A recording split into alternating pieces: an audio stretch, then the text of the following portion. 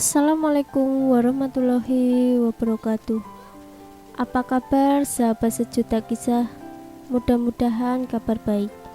Pada kesempatan kali ini kami akan berbagi kisah yang berjudul Awalnya ingin memarahi anak kecil itu karena mencuri air mineral. Selanjutnya bikin haru. Sahabat sejuta kisah, dalam kehidupan yang serba sulit, kadang orang sering mengabaikan kepeduliannya dengan orang lain. Namun berbeda dengan yang dilakukan seorang bocah kecil berikut ini.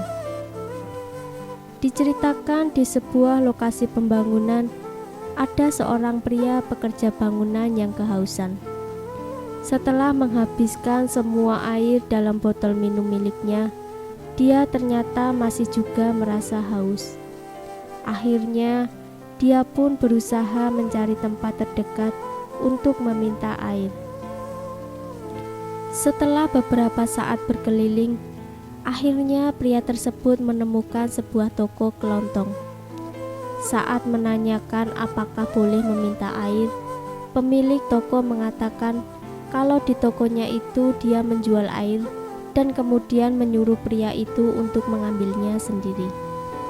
Namun, pria itu menolak dan meminta pemilik toko untuk menunjukkan saja di mana ada keran air. Akhirnya pemilik toko pun menunjuk keran di depan tokonya. Saat pria itu mengisi botol minumnya dengan air keran, tiba-tiba ada seorang anak perempuan yang lewat dan bertanya padanya, apakah air tersebut bisa diminum? Pria itu pun menjawab, tentu saja bisa. Namun, gadis kecil itu malah segera berlari ke dalam toko, mengambil sebotol air mineral tanpa membayar, lalu memberikannya pada pria itu. Menyadari ada yang mengambil barang tanpa membayar, pemilik toko pun segera berteriak pada gadis kecil tersebut. Namun, saat ia melihatnya memberikan air mineral itu pada pria pekerja bangunan tersebut, pemilik toko malah kembali masuk ke dalam toko dan kemudian keluar sembari membawa beberapa bungkus makanan. Saat pemilik toko menyodorkan makanan di tangannya, pria pekerja bangunan tersebut menolak sebab dia tidak memiliki uang.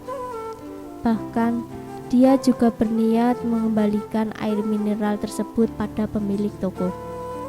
Namun, pemilik toko mengatakan kalau dia memberikan semuanya itu secara gratis sebab terinspirasi oleh gadis kecil tersebut.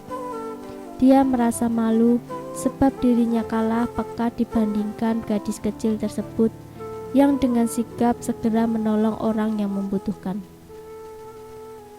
Jangan lupa nantikan kisah terbaru dari kami. Sampai jumpa. Wassalamualaikum warahmatullahi wabarakatuh.